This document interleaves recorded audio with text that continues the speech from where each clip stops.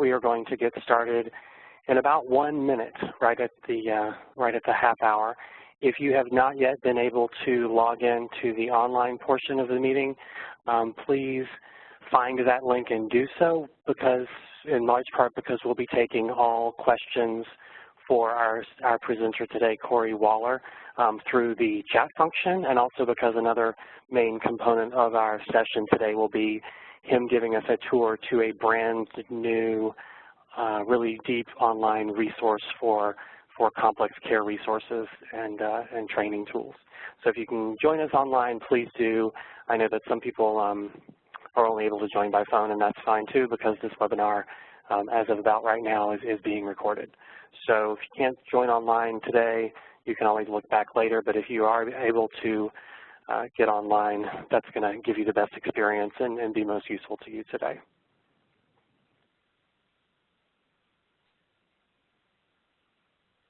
Started.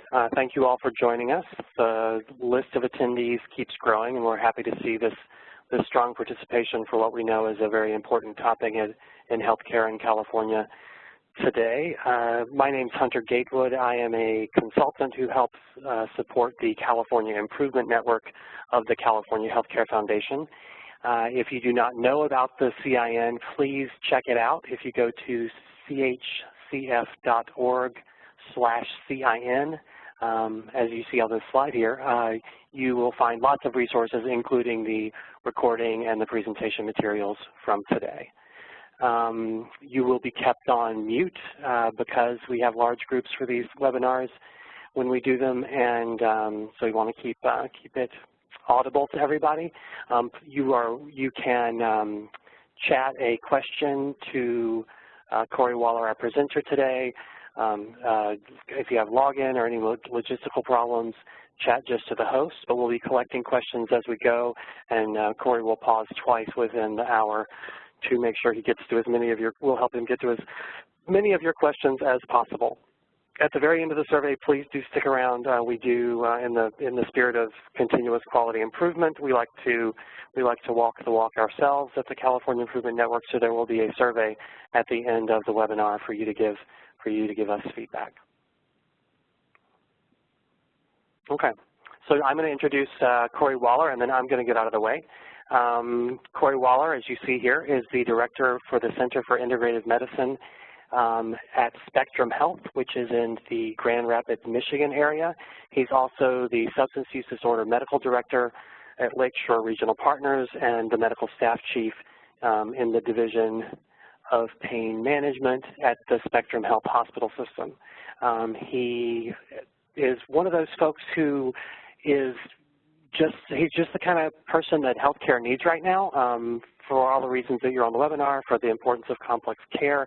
So I recommend you look him up, look up his name in order to just find out about all these really interesting things he's doing across the country. He's engaged with the California Healthcare Foundation to help us in California in 2 or 3 ways right now, in addition to this one topical webinar we're doing, this one-time thing. You may have encountered him and learned from him and his colleague, Shelley, at the September 28th Integrated Clinics for High Utilizers Conference that the Healthcare Foundation hosted. And also right now there is a request for interest out from the California Healthcare Foundation for a new program that you should look up that he's supporting, care integration for opioid-dependent high utilizers. So those are 2 other ways that Corey is helping complex care get better and be more sophisticated in California. And I'm just going to turn it over to you now, Corey, and let you take it away. Great, thanks. So for this, I'm just going to share my screen. You guys will be able to see where we are. So I think I'll start with just identifying that I have nothing to declare. I'm sterile when it comes to pharmacy and sterile when it comes to device companies. So I don't get anything. I get a salary from Spectrum Health. So any outside consulting or help that I do goes back to Spectrum Health and doesn't change my my salary. And today, in that same vein, I am not trying to sell you anything. This is once fully finished and developed, will be a completely full resource, a completely free resource for people to go to and be able to get the education that they want. So I want to start a little bit with the problem statement of kind of why we started the development of this tool. And one of the biggest things that we identified was every time that we started to develop a program or try to onboard a new business plan, what we found is that the workforce development piece was the hardest part. Because as we look at it, it's not just training physicians, it's not just training community health workers or, PAs, nurse practitioners, or nurses, or social workers. It's everybody. And so we needed to figure out how we created a common vernacular about the, four most commonly asked subject matter pieces, which is addiction, pain, behavioral health, and then the really systematic business aspects of complex care. But then how do we deliver that in such a way that everybody can go to the same source? Because right now the sources of information are pretty disparate, and most of it is geared towards specialists rather than primary care, or rather than outreach resources for wraparound help with patients, or family engagement teams, or criminal justice. And they all kind of live in their own silos, and with that create their own vocabularies and their own ways to communicate about it. And in many ways, we end up stepping on each other's toes and then confusing our patients or clients in such a way that they just feel frustrated. So about a year and a half ago, I wrote a grant to the Robert Wood Johnson Foundation to see about developing an online learning tool so that we could develop, what location where we could put all the training information that we had. And then we made a list of all of the areas that we had been asked to help develop education, and then started to work on how we would deliver that to different groups of people. So the first thing that we found is that as we started to develop the content, if you're able to see this and look on the left, we found a really large amount of content that needed to be developed, and from overall addiction to alcohol to opioids to buprenorphine, methadone, Vivitrol, cocaine, benzos. I'm going to list them all for those of you who don't have it, because it's important to know how in-depth this has to be in order to really hit it. Marijuana, tobacco, cognitive behavioral therapy, dialectical behavioral therapy, motivational enhancement therapy, brief crisis intervention, mindfulness, contingency management, EMDR, trauma-informed care, 12-step self-help recovery, depression, anxiety, PTSD, schizophrenia and schizoaffective disorder, bipolar 1 and 2, personality disorders, inflammatory pain, neuropathic pain, mixed pain, headache, including migraine and tension headaches, fibromyalgia, hyperalgesia, neuromodulation, back pain, and then the health policy aspects of this, which are the 7 subtypes of complex patients that we've identified, which are the pre-superutilizers, which are the baby in the belly of a mom with an untreated substance use disorder or behavioral health conundrum, the emergency department superutilizer, complex medical patients, rare disease, long-term care patients, and this primary care sensitive group. So initially we looked at this like we do at all medical education, and we found, well, let's just get started doing 1-hour lectures on each of these. And as we started to develop the content, I fell asleep even basically developing it, trying to think about how unhelpful it's been in my career looking through the lens of a 30,000-foot lecture and then be expected to take that complex information and then apply it to very specific patients, and how it doesn't really work in changing behavior. So what we've decided to do is to develop 7 separate archetypal patients, which are very commonly found in these complex care settings. Each of these patients is actually a real patient. Obviously, the names have been changed, but these are patients that we've seen in our clinic over the last 4 years. And what we did is, instead of taking these archetypal patients and seeing them at one time in their life, we developed an understanding of what they would be at the adolescent stage, the early adult stage, and the late adult stage. So this way, as we have a topic, we can talk about it both in what we could do to prevent it, how we treat them at early adult, which in many ways is different than late adult, and then in late adult stage, what is the natural progression of this untreated disease if we catch it here, and how do we need to do this? How do we need to approach this patient? So, we have Kayla, who is a pregnant patient with addiction. She's not pregnant as an adolescent or a late adult, but we set her up for the problems that we find in early adult. We have Tobin, who is a male with some chronic pain and addiction. We have Cynthia, which is a chronic pain patient, mainly with a headache disorder. And then we have Michael, who has a co-occurring disorder, including a polysubstance use and schizophrenia. We have Gloria, who has multiple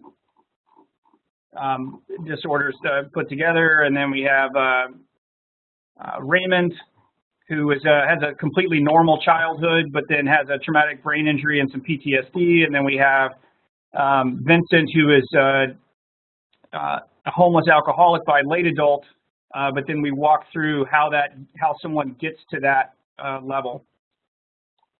And then we have these other subtopic areas, which are, so we have the main topics, which in the main topics, what we will identify for each of these is an 18 to 20 minute lecture that wraps in all of the little pieces. So for like alcohol, we would talk about a small amount of the pathophysiology, intoxication events, detoxification pathways, the medication-assisted treatment, the behavioral health interventions, and then what this looks like for special populations. We would, and instead of making the pathophysiology the beginning of every lecture, which I know most people don't really like, we pulled out the really in-depth neuroscience or really high-level metabolic conundrums that we find with this and put that into what we're calling a deep dive lecture, which will allow someone to really dig in. And this will get really granular. This is what I call the nerd lecture. This is so that people can become really familiar with exactly what's going on inside of the brain or metabolically, depending on which disease we're talking about. And then we'll have lectures with the references embedded, so that what will happen is, instead of having to be inundated with study after study during a lecture, during a topic, you will be able to go to a reference lecture that will dig in. So if you really want to look at the methods and results in a granular way, and we're going to be listing each of these references as level A, level B, level C evidence, so that you know how much or how little evidence there is for this intervention.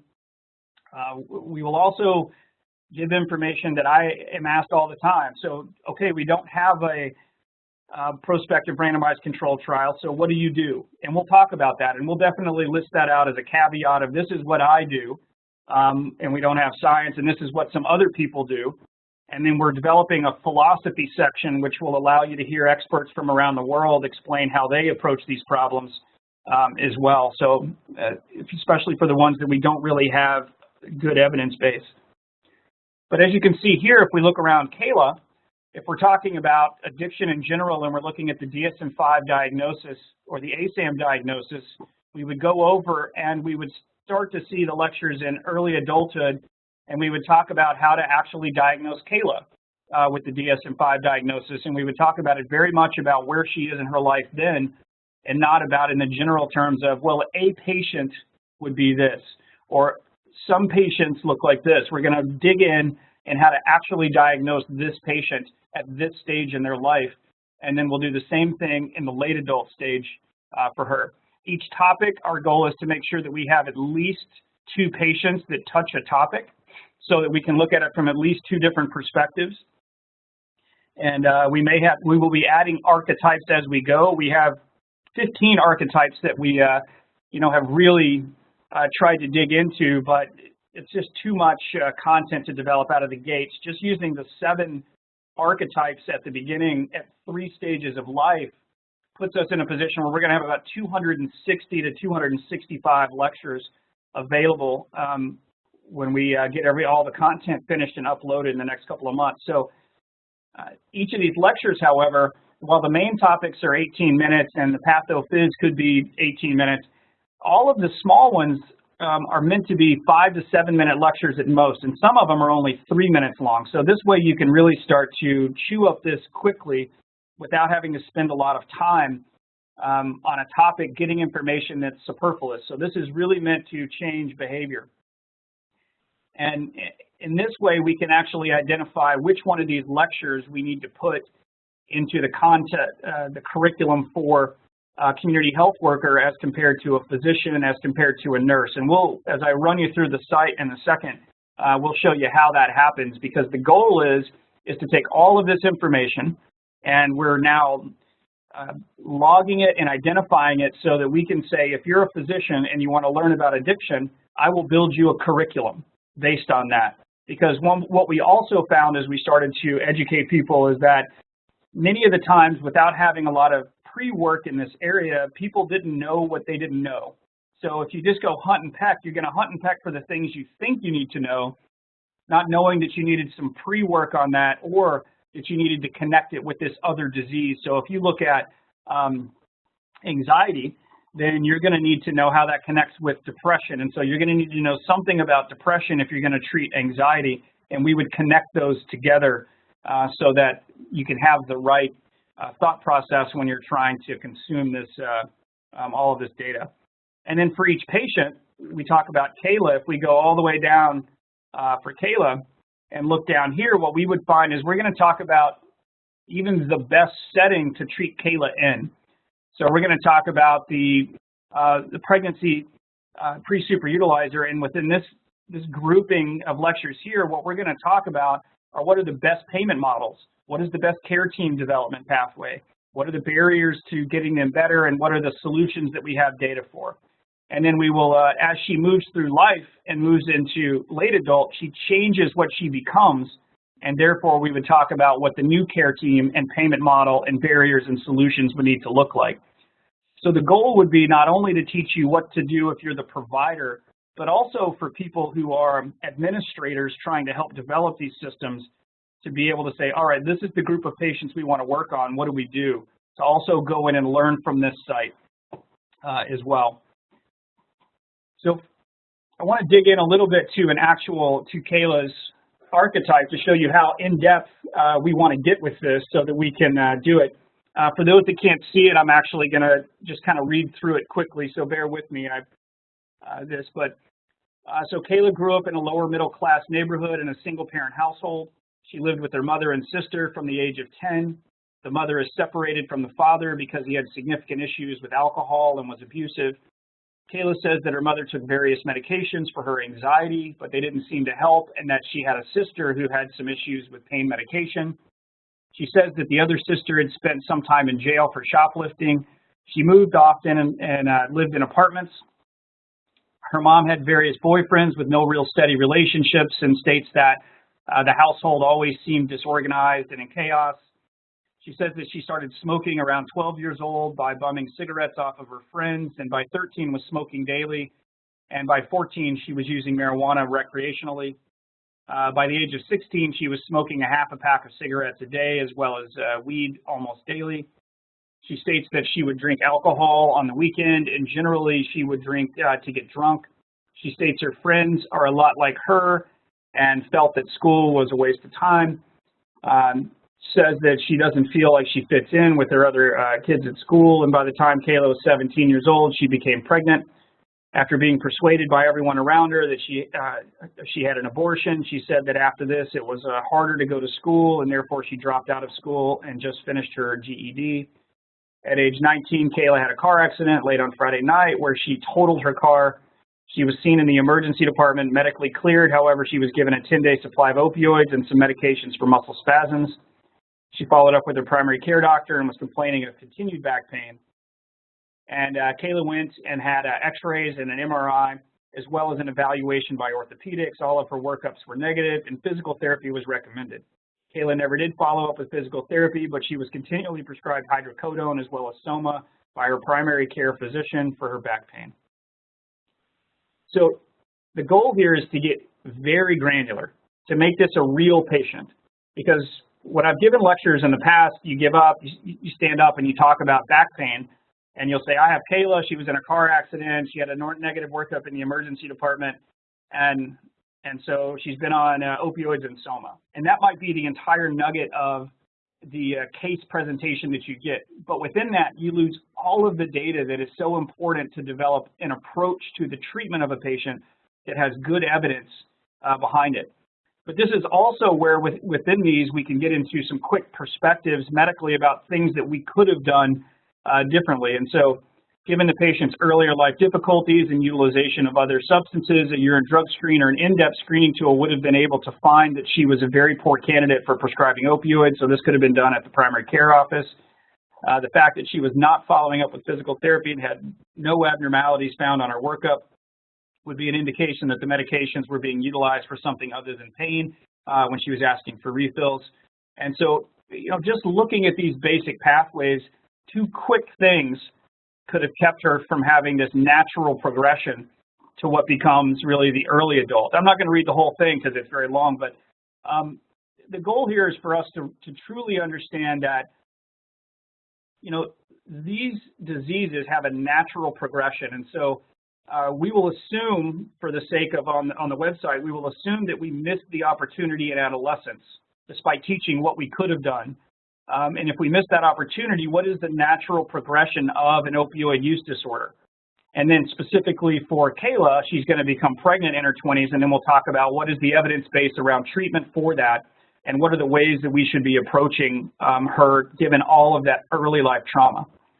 The other goal is to make sure that people begin, especially like medical students or APP students, to learn what a good history is like. How to take a really good history for a patient with a substance use disorder or aberrant behavior or a complex patient.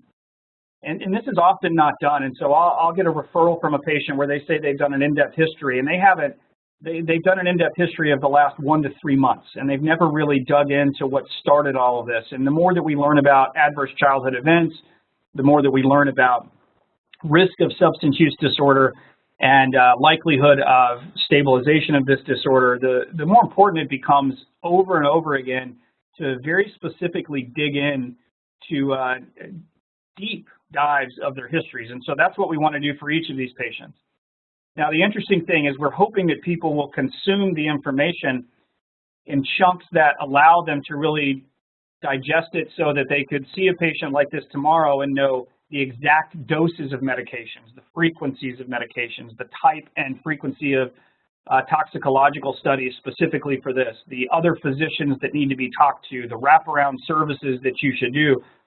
And so if you're an OB and you just want to learn about what is going on with a pregnant patient, you would be able to go in and list that as your specialty, and then we would find this patient so that we could really get you your information quickly, but then add those pieces that would be necessary for you to get a more complete understanding of what it is that we're really trying to treat with this patient. So I'm happy to, at this point, answer questions. There we go. So now I just have to get back to.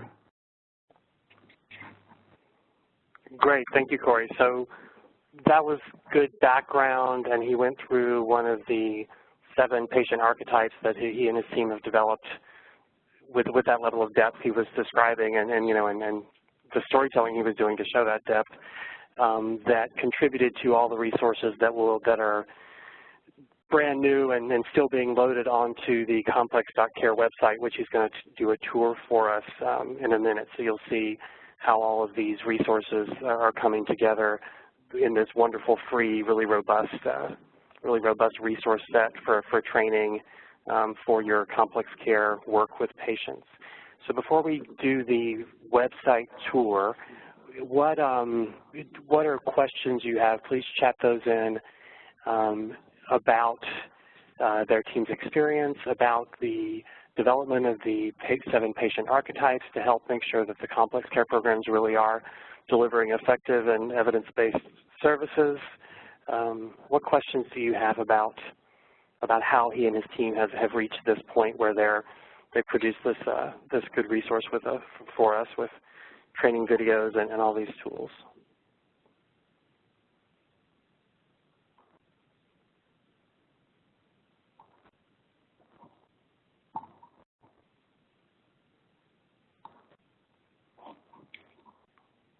One thing I would also ask is if anybody also has any input as to what they feel we would be missing when we look at the the content that we put down, going through pain and going through the disorders that we treat, and then the treatment pathways for behavioral therapies, and then going through all of the addiction aspects of this. We felt that those were the larger gaps that we were confronted with, and I'm wondering if anyone has thoughts, because we had toyed with the possibility of kind of some of the more chronic diseases that we find consistently, such as like Crohn's disease for chronic abdominal pain patients who show up a lot, sickle cell anemia, and getting more into some of the true medical diseases and how to treat those within a complex patient. But we couldn't get a definitive answer from a lot of the physicians and or other treatment providers that we saw of whether or not that would be really helpful. So I'd be interested in any feedback for that.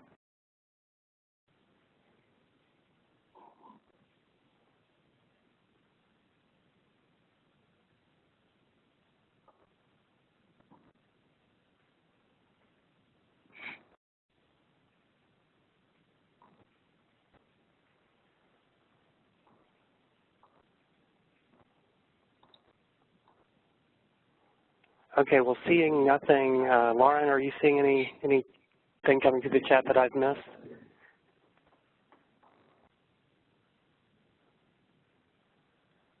If there's nothing, we can continue with we can move straight into the tour of all the resources that are late breaking on this brand new website resource, and then we'll have more time for more questions and discussion at the end. But please consider Corey's questions about as you think about taking better care of patients with these most complex needs, to how you utilize your patients, what kind of resources you would like, what kind of information your staff need, and what would make the perfect online resource for you. So Corey, I don't think we have any questions at this stage, so why don't you proceed and show us through how the website's being developed. So we have one, is there information on resources such as, let me just see that, is there information on resources such as agencies or et cetera?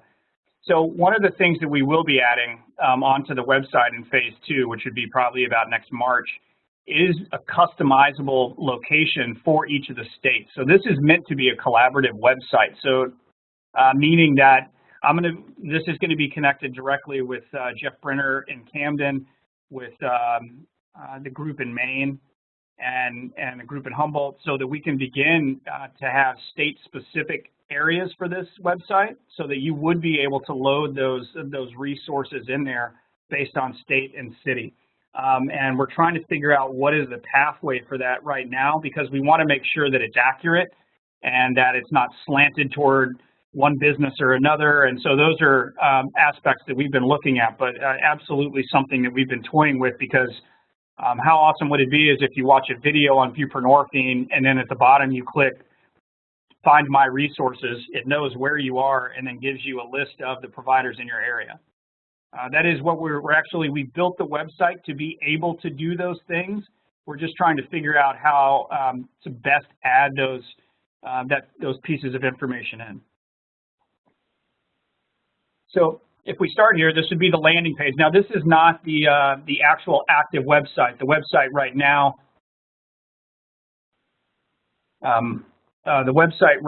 is very specifically, it's down as we're loading content, but this is the wireframe aspect. And if we go to sign in, it would just be a pretty normal sign in here, open your free account. And so here's where we would start the profile. So you would put in your basic stuff for profile, and then you would click on the drop down. You would choose what role you provide. So in this one, we have community health worker, and you could click physician. We have PA, nurse practitioner, nurses. We have patient or caregiver, and so everybody from the patient all the way up to the specialist would be able to get some information off this site. and then you would click your areas of interest. And this would help us to ultimately create what is the order in which you consume the information. But once you do this, then you would go down and save your information, and it would create a learning path for you, otherwise known as a curriculum. And so if you would then be able to find out, here's the percentage of your learning path that's completed, courses that you've totally finished, or the number of courses that you've enrolled in. And again, this would automatically propagate. And then for each of these, you would be able to go down and see what percentage of those is complete. And if you see it, such as right here, this would be a course that we would recommend adding, even though it's not listed as a primary or secondary. We found that we have some back-end capability for people who watch this lecture also watch this lecture, kind of like Amazon will show you what other people bought when they bought a certain thing. This will allow you to know what other people have connected those dots, and that may be helpful. And this is one of the ways that we're going to be able to go through it. Now, you can also decide that if you want to go into the archetype and be able to come down, and this is, again, where Kayla would be, and then you would be able to say, all right, Kayla, in general, this would list everything that we just talked about. And what you would do is you would click on the adolescent, and then it would pull up all the information that would be available within the adolescent stage for Kayla. So this would give you the ability to dig in just to the adolescent of this female patient, or you could then bring it out and just go straight down to adolescence and filter all of the patients based on adolescence as well. And so this would be available, for that. And then again, you can review, related courses as they go. So if you come here, this would be what the landing page looks like. And then we would have the course topics, a description of those, and then those would come down for each of the different ones. And the way that this is set up now is so that we make sure that people are going to be learning as they go. And so we would start off with a pre-assessment. So, and all of these are going to be CME capable, and that's going to be CME for everybody from the physician all the way down to, the community health worker if they want to get it. And we're adding some in for CLE, continuing legal education for criminal justice courts. And they'll be able to watch some of these videos on treatment within the criminal justice system that will be available for other people as well. So they would do the pre-assessment. You would submit that. It'll give you your score. At this point, you would be able to review your answers, and it would go through why the ones that are wrong are actually wrong, and it would give explanations and then have the references attached to that. And I see this being utilized pretty consistently within the early training, so in medical schools, PA schools, nursing schools, where they don't have a lot of this built into the curriculum, and this curriculum can be developed and delivered in parallel to all of the other curriculum that's going on. So if you're in your 4th year of medical school and you have rotations that you're on, you can say, I need you to come in and complete this curriculum as dictated by the dean, and complete that curriculum over this period of time, and then we would be able to send that information with scores on the test back to the school so that they would know who signed up and who completed the full course and what their grades were. This would also allow us to build specific curriculum for specific schools so that if they have areas that they definitely need to get training in, we would be able to do that for them as well. And then again, as you come through here, these would be the other recommended courses, or you can jump directly to your video. And then while you're watching the video, you would be able to look at all of the different pathways here. So if you wanted to look at a PDF, which breaks it down, the PDFs will be PowerPoints that are developed for these so that you would be able to hand it out if you wanted to. And, and then after you watch the video, we would then have a post-assessment that's done. And if we do the works cited, you'd be able to go straight to it. And we're going to be building in the pathway so that if you click on it, it will actually take you to the abstract online for that. So that way you can go from watching the video to the reference that we talked about. And as it's playing, we're trying to set it up so that as it's playing and we give you a number, the reference will highlight below it. And so you'd be able to click on that, go out and read about that, and then come right back to where you were learning before. And then as we ultimately go through that. So if we look at what a video, an actual lecture would look like, this is one of the shorter ones. I'll play it.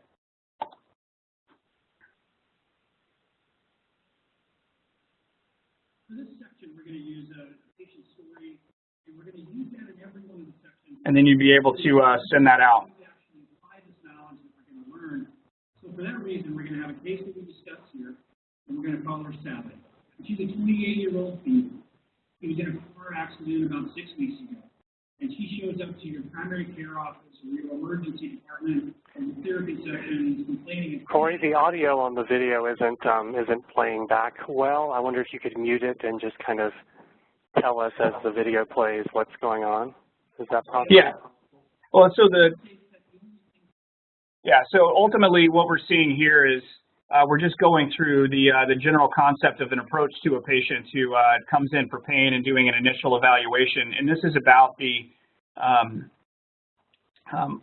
length of video that we're going to be doing. So it's going to be about 2 minutes to 7 minutes at the most.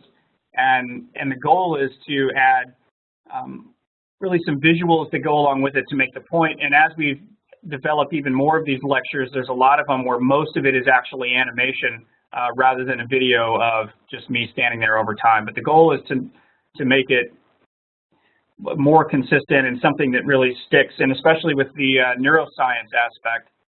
The neuroscience, we have 3D brain rendering so that we can kind of show what that looks like. And then from there, be able to go to the next pieces, which are to draw the brain to the medication and really give it more of a visual snap than you would normally see. And that would be the ultimate goal for that aspect. The about is going to actually list the area where the philosophy is going to be, and so you're going to be able to go into the about section and listen to Jeff Brenner describe how he feels about the wraparound services and healthcare delivery.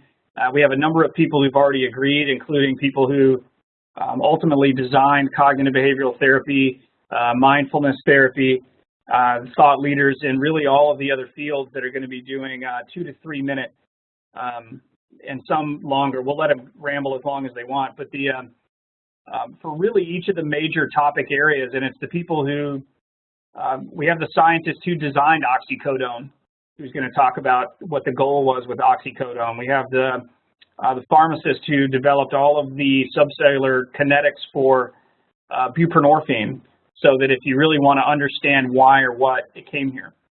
Now, one of the other things that we've added to this website is also patient consent. And so from the patient consent side, we're going to have multiple patient consent videos that you would be able to send your patient to while you're in the office, and just click play, and you would be able to have a consent for utilization of opioids, a consent that explains the why, what, and how of why we would want to use it. We're doing that same thing for buprenorphine and for naltrexone and the injectable ones, so that you can check the box of informed consent done. And then the patient would also have a place where they can go to listen to new information about the medications and why we use them, and really have access to the same information we do. And our goal with this is to really empower the patients to know the same, to have at least access to the same data that the physician or physician's assistant or nurse practitioner would have as they're talking about it, and to really begin to educate them, but also to have families be able to come to this and learn that there are appropriate treatments and why we've done it, so that if they show up in the office and they're angry or frustrated and we can't really communicate with them on that day, that we'll have the capability to do that moving forward. And that's been the main reason why we've tried to add all of these all of these aspects of the website so that they can get as much information as they need, but then you'll have access to pull this up and show them. Version 2 of the website, which we're already working on, but we'll go live again in probably March or April, which is going to have the ability for have an app associated with it, so you'll be able to download this on your phone, and it'll be a native or dedicated app so that it's meant to run on the a cell phone or a tablet, and be able to look up, I need to do an alcohol detox, how do I do that? And what is the evidence, behind it? Or I have a patient on methadone, what do I do? And those will all be accessible based on that. But as we look through off of the website and look through back on the map of how we're going to approach this, one of the biggest things that we want to make sure and do is give applicable information, because telling you the theory of cocaine and what it does is interesting, and you can go to the deep dive lecture for that if you want. But what we really need to learn is, what does this look like when you see it in a patient who's also got schizophrenia? And what does it look like in a patient who's just in a regular primary care office and has issues that we need to deal with on a regular basis? So these are all really important pieces that we have found, and not everything applies to everybody. And you'll see that some of them, we're not going to talk about this because that's not how it happens. Everything doesn't happen to every patient. And so for Gloria, we're going to spend time talking about her depression, her PTSD, and then her pain syndromes and migraine, and how to treat those in this, and what hyperalgesia looks like, and different approaches to treatment, and then what specific pathway would be helpful for her. So it's not going to feel as artificial as a lot of the pathways that we've utilized in the past to describe these things. And with that, we should be able to nail down information in a meaningful way and show pre and post test outcomes that show that people are actually, learning rather than just showing up. And, I can go through this, but I'll just let you know that for what you can do is go through the onto the website. So the website is complex.care, and right now there's a landing page where you can put in your name and email address, and when all the content is then on there, you'll get one email that,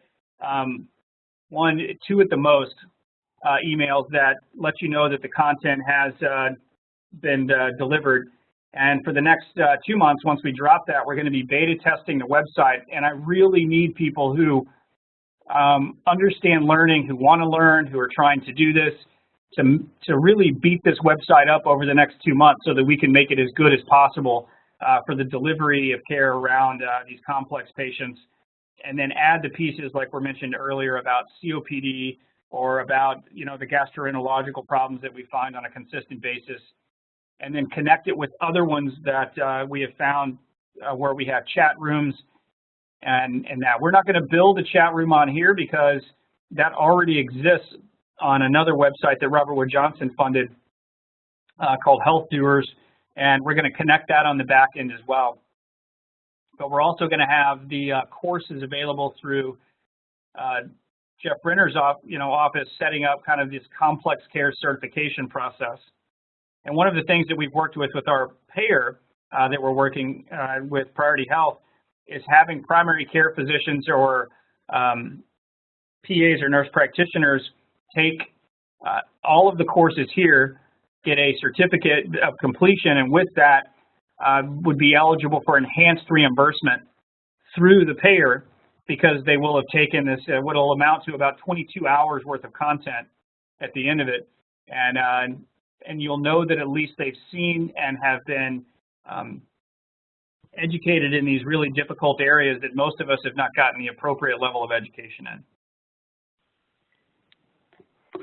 Thank you, Corey. This is great. So it looks like we already have one question here, or one suggestion from an attendee. CIN says in the chat that another resource that would be good, or something to complement all the rich depth of the archetypes and the training tools on the different interventions and all the pharmacology, everything you've listed would be some kind of takeaway cheat sheet, maybe a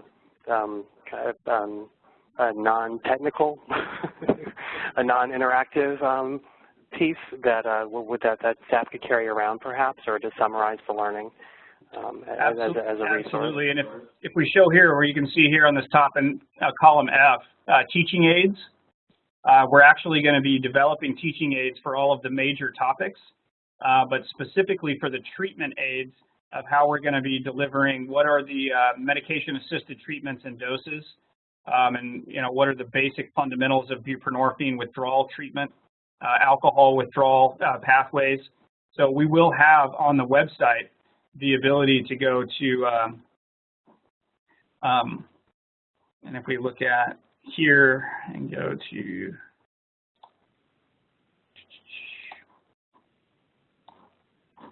here, if you look over on this side here, you'd be able to download the documents, and those will have titles. So it'll be alcohol detox or medications for use and dosages. And those will all be available there. So that's a great one, and we definitely want to have some of that so that you can, I remember my pocket's full of stuff. But the goal, that's why we also want to put this on an app so that it can just sit on your phone and you can have access to it all the time. Yeah, that'll be a great enhancement.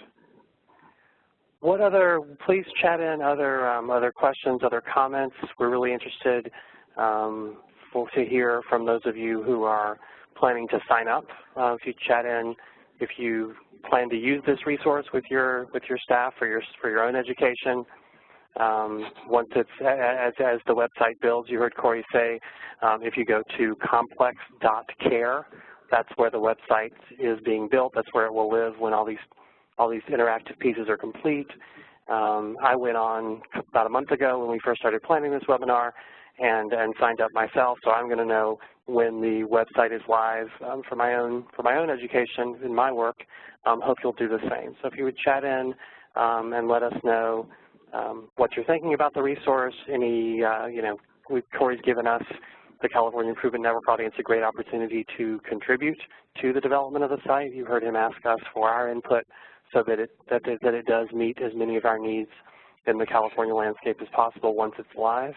So please, you can do that now. You can do that later through the CIN contact information. We'll pass everything back to Corey as you share this resource among your staff or think about it more yourself. What else do you have? What else do you have to say? What other questions do you have for Corey or comments about this resource? Please let us know. We've got about just about 12 more minutes for a discussion with Corey, and we want to make sure that you all are engaged and participating and hearing what, and we're hearing from you what's valuable about this.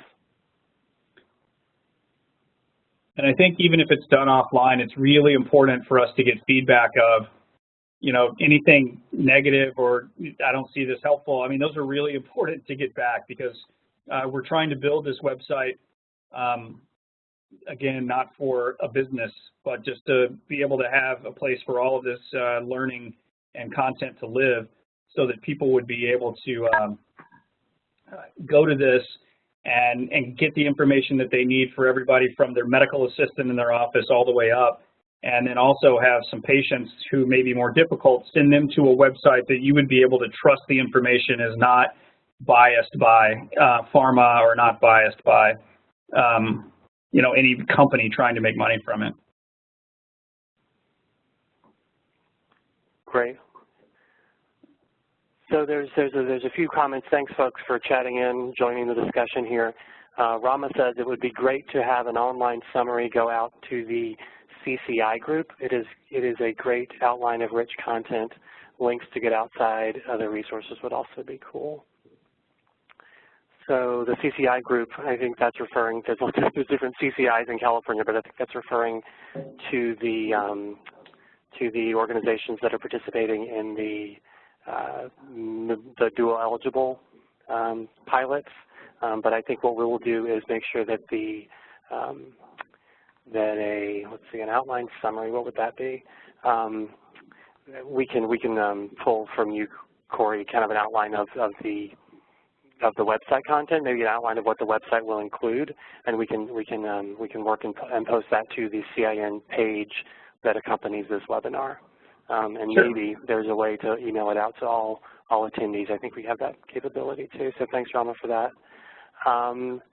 Let's see. So outline. Jeanette says, will this be a tool that could be used in a clinic setting? So kind of how could the website resources be used within the care day? I think how would you include it in a workflow? Would a dynamic synopsis of this particular combination along with a treatment plan be possible? Any thoughts on that, Corey? Yeah, so the short answer is yes, and we've already talked to Epic and looking at how to embed this so we're tagging each of these lectures with ICD10 diagnoses as we go through, so that we could be able to, if you have an ICD10 diagnosis, click on this while you're seeing the patient and say, well, we're going to give you this diagnosis. Here's a 2-minute video to describe to you what that is. Now, granted, we're not going to be able to hit all of them, but when it comes down to addiction, pain, or behavioral health issues or certain therapies, so let's say you're telling them, I want you to go and talk to a counselor. Well, what are they going to do with this?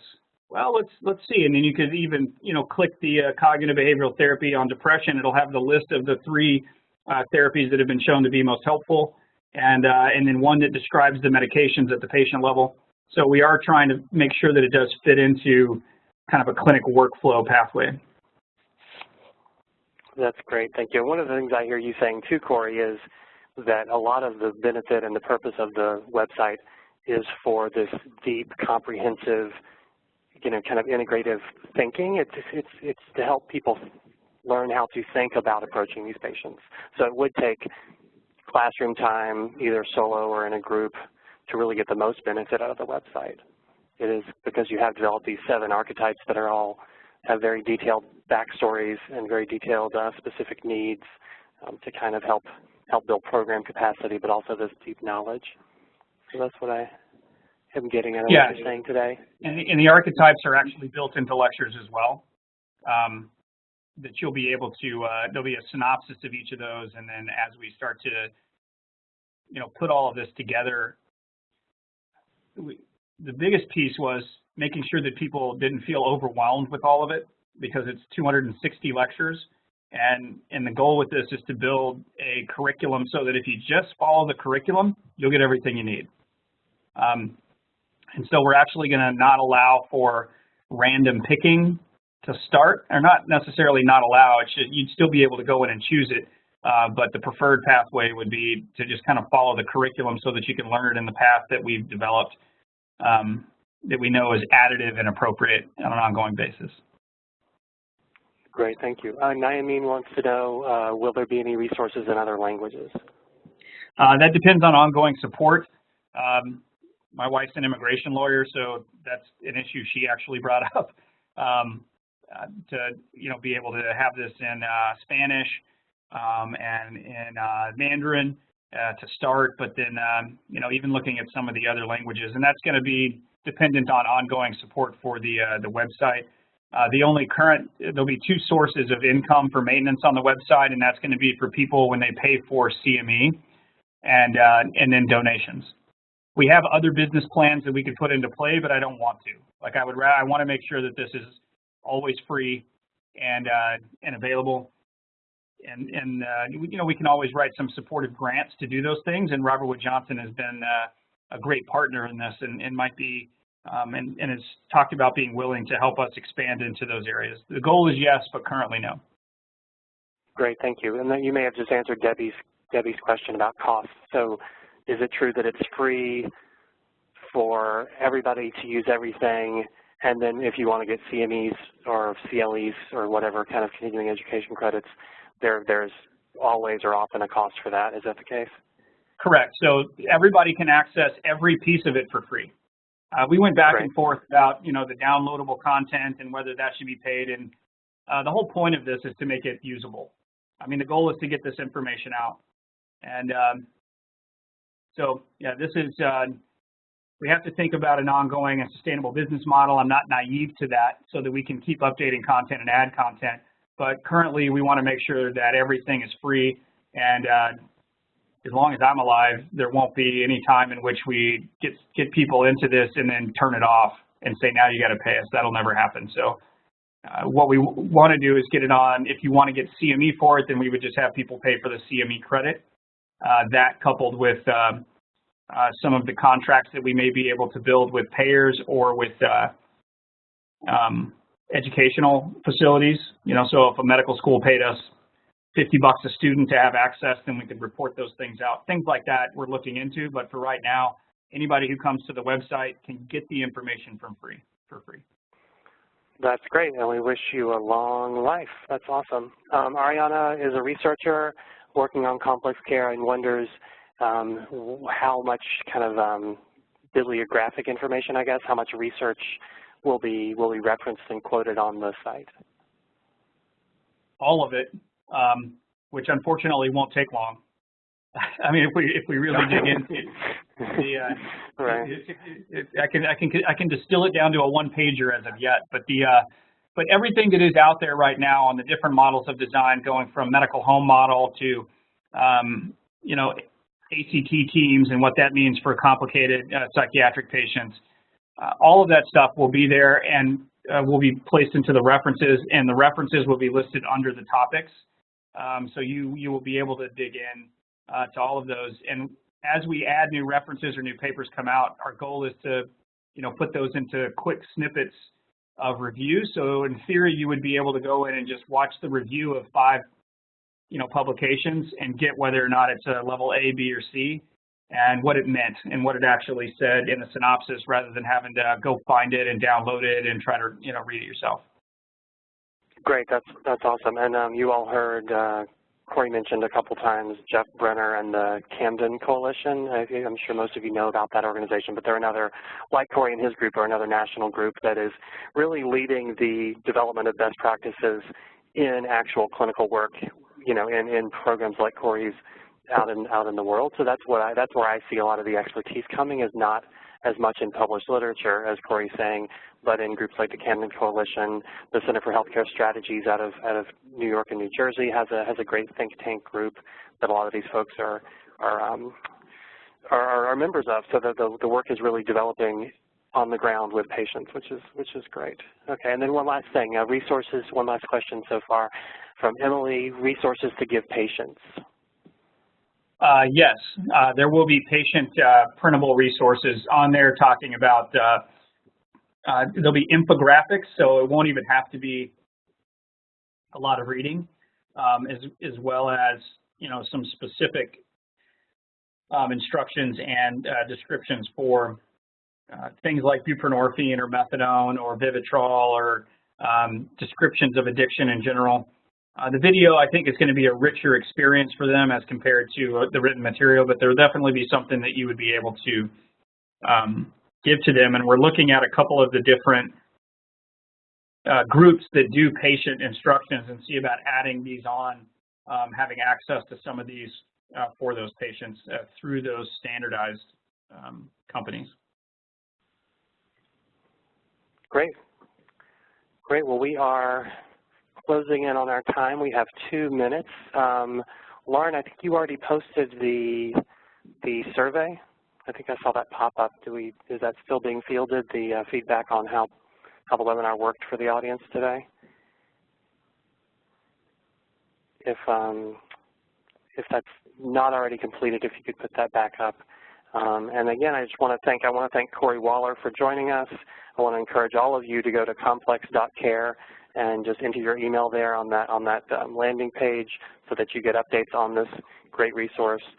Please respond back to CIN messages with feedback for Corey, with what additional thoughts about what would make the website really useful to you. We've got this great opportunity to help shape it as it comes together.